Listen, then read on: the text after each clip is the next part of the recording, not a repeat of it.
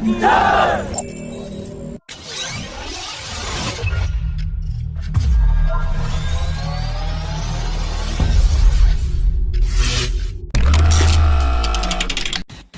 discussions for the sale of Tejas light combat aircraft to 3 countries are in advanced stages, and according to reports, the first export contract is expected to be concluded very soon.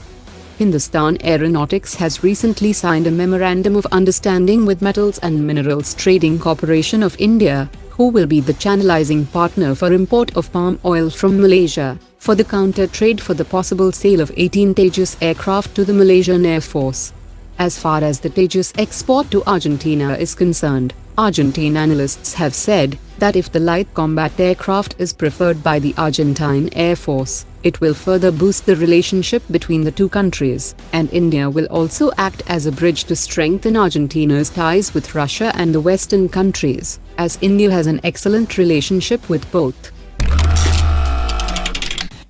The Indian Air Force Chief V.R. Chaudhary had said recently that the Air Force will go ahead with 114 MRFA project, rather than 36 more Rafale fighters.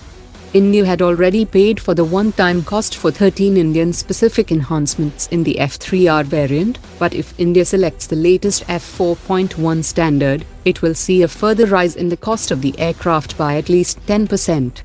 The Indian-built F-4 standard Rafale fighters might also cost 15% more than the aircraft that are made in the Dassault facility in France, which has already been seen in case of the Indian-built Su-30.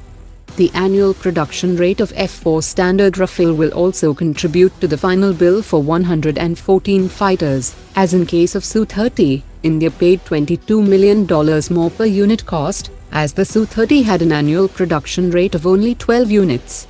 If the Dassault Reliance Aerospace Limited can manufacture 18 aircraft per year, it will still take over 6 years for the last Rafale aircraft to be delivered, which might see further inflation cost adjustment from 5 to 10% per year. The weapons package will need to be concluded in separate deals, and India will be looking at an annual payment of $2.5 billion per year, that will leave little room for procurement of any other aircraft in this time frame, unless special funding is created for separate deals and programs like the Super Sukhoi. The $2.5 billion plan to upgrade 51 Mirage 2000 fighter jets by the end of 2021 is set to miss the deadline, and only half of them have completed the upgrade process. The contract was signed in 2011, that included work-share agreement between Dassault Aviation and Hindustan Aeronautics, for the integration of new sensors, a new mission computer, latest electronic warfare systems, and a life extension of 51 Mirage 2000 fighters, and officials have now said that the program will take another 3 years to be completed. HAL officials have said that the crash of an upgraded Mirage 2000 during a test flight in 2019 and lockdown measures has led to the delay, and the Air Force also delayed the delivery of overhauled engines and certain other systems. Meanwhile, the Air Force has said that there were issues, and they are not fully satisfied with certain integration of new systems. We had recently reported that 4 launchers of the Very Short-Range Air Defense System, also known as Man-Portable Air Defense System, has started fabrication process, while Bharat Electronics Limited had started the process of fabrication of the first 5 missiles in July 2021. As per latest reports, the Man-Portable Defensive Missile System will also have a helicopter version, and 2 missiles will be equipped on each module, that will replace the Mistral 2 air-to-air missile on the Rudra armed helicopter and the light combat helicopter at a later stage. The DRDO also plans to develop Man-Portable Air Defense System for naval warships, and it is also expected that the missile will also come with a mounting system, so that it can be used on light vehicles.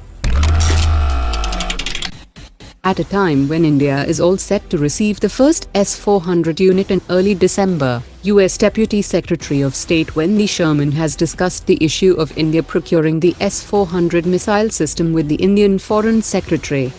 She also said that any country deciding to use the S-400 missiles is dangerous and is not in anybody's security interest, and she hopes that the US and India will be able to resolve differences over the procurement of the Russian S-400 system, and that any decision on possible sanctions on the S-400 deal will be made by President Joe Biden and Secretary of State Antony Blinken.